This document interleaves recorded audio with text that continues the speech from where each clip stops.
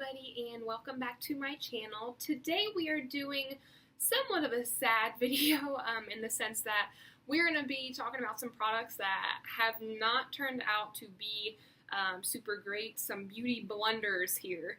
So I just kind of want to keep this video short. I have 6 products that I've recently hauled that y'all have probably seen in videos, maybe one that you haven't. That honestly just haven't really worked out for me for a myriad of reasons. So I'm just going to jump on in. Sorry I have my glasses on. I just got home from working out, so I apologize if there's a little bit of a glare, but I'm not putting my contacts in because my makeup is all creased from all my sweat. So we're just going to act like nothing's wrong and move on from there. So the first thing that I'm going to talk about is, are these Tarte lipsticks. So I just recently hauled these in an Ulta video that I did, and these are called the Tarte The Lip Architect Lipstick and Liner pens. So basically you have a liner on one end and a like thicker lipstick lip pencil on the other end. So this shade is a red shade. Let's see, does it have the shade? Yes, this is shade Diva, which is a red shade right there. And then this shade is Sweet Pea, and this is more of a nude tone. So I was super excited when I got these because, you know, who doesn't love a new red and nude like lipsticks in their collection? But what ended up being the case is I applied these and they're super, super streaky on the lips. So when I'm applying them, they aren't applying evenly at all, to the point where, for one, it's outlining any sort of imperfection that you may have on your lips. So if you have like one dry spot on your lip or anything like that, it's outlining that immediately. But then like the color in certain areas is going to be like patchy. So one area it may show a little bit more true to color, another area it's super light, and I applied and applied and applied to the point where there was way too much on. So I went in with a light hand at first to see kind of what happened, and then I kept building and building, thinking that maybe that would help, and it just did not help. I tried going in with a liner first and just lining the lips and then filling it in. I tried filling in the lips with the liner and going over top with the color. Honestly, just nothing seemed to work. So I'm a little bit bummed with these. Fortunately, these were on clearance when I got them, so it's not, the worst loss money-wise in the world, but still they were $12 each for a product that, isn't going to work out for me at all.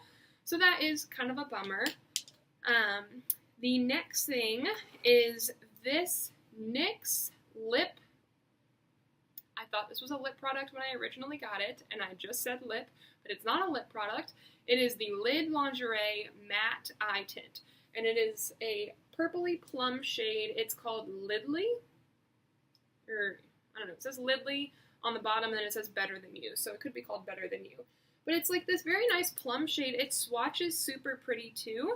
I actually have used this for a couple of different looks, like trying it out.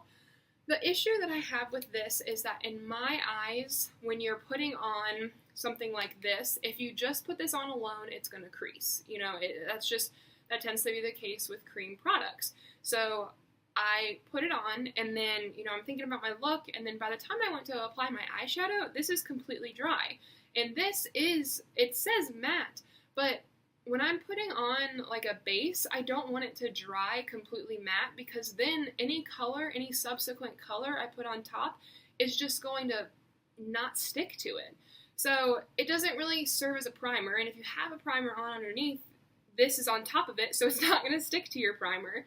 So, I don't know. If you apply it quickly, this could still be a nice little cream base, but the fact that you have to work with it so quickly kind of turns me off of it.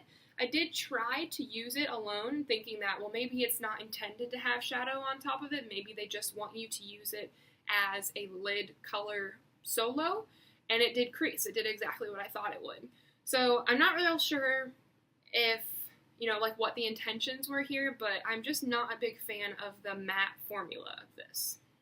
Next thing is the Maybelline Dream Matte Mousse Foundation. Now, I was pretty excited about this when I first got this. When I first got it, I told you guys that I had used it a lot growing up. It was a really big foundation and was new when I was, in high school. So I was very, very excited to find it just to see, had the formula changed and whatnot. And the first day I used it, I really liked it. I used it a couple more times, and I have a couple of issues with this. So, to let you guys know, I tend not to have very many skin problems like blemishes, discoloration, or anything like that, but I do have an oily T-zone. So I would say I have combination skin in the sense that 90% of my skin is pretty dry, and then as the day progresses, my T-zone gets oily. So any foundation or product in general that I have in that area tends to break down as the day progresses just because I tend to get more oily in those areas. So because of that, if I go a day or 2 or 3 without exfoliating, that what this foundation did is it clung to my T-zone to the point where it looked like I had never exfoliated in my life. It basically brought out every single imperfection I had on my skin, but specifically in my T-zone area. So that was not super fun. Also, as far as coverage goes, it's okay coverage. It's definitely a light coverage foundation. So even just, covering up mild discoloration that you may have, and I do have very rosy cheeks, so sometimes I kind of just like to neutralize the face and build from there. Even just neutralizing my face was a little bit difficult, and that all combined, I don't hate the foundation. I think maybe for beginners or people that have pretty solid skin and aren't looking for something with full coverage, I think this could be good for you, but unfortunately this just isn't going to be my go-to foundation every day. The next product is actually a concealer. This is the Tray Steak Mini Concealer Crayon, and the shade is Porcelain. I had actually received this in an Ipsy not too long ago. Not my most recent, but maybe my second most recent one. And this is just a concealer stick. And what I found is that the shade was a pretty decent match. I don't know if you all can see it right there, but it's definitely a pretty good match. My issue with this was that anywhere I was trying to use it, it was pretty thick.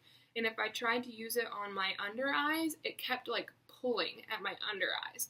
And that's just not something anybody likes with their under eye concealer. But even using it in my occasional blemishes or covering up any additional redness for the day, it just wasn't ideal for that either. So I wasn't a huge fan of the formula or how dry it was. Last face product is the Wet n Wild Photo Focus Pressed Powder. So I actually literally just hauled this, I think in the video that I uploaded Friday.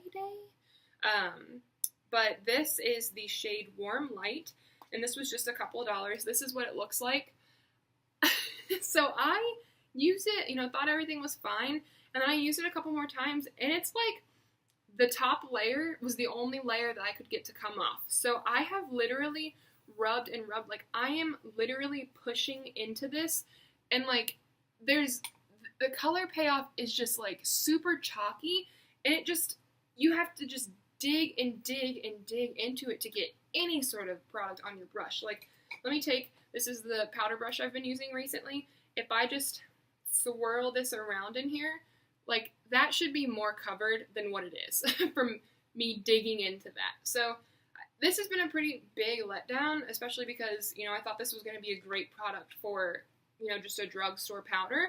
So I'm still on the search for a fantastic drugstore powder, and I thought I maybe had found something, and I found a dud. Last product is this Makeup Revolution London Ultra Eyeshadow Palette in Mermaids Forever. So I actually did an eyeshadow look using this palette. Let's see here, I don't want to blind you guys. So using this palette, I did an eyeshadow look, and it turned out okay, for sure. I didn't hate it, but again, what I've learned with this too is that okay, so for this purple shade right here, I am digging into it. That's the color payoff. That's nothing. And, that seems to be somewhat of the case for a good chunk of the, that color is that one. It's just, let me even the highlight shade. They're super chalky. They're not what I expected, what I was hoping for with this palette. You know, Makeup Revolution has come out with some really great things that I've really enjoyed, like this baked blush bronzer highlight palette. I love this.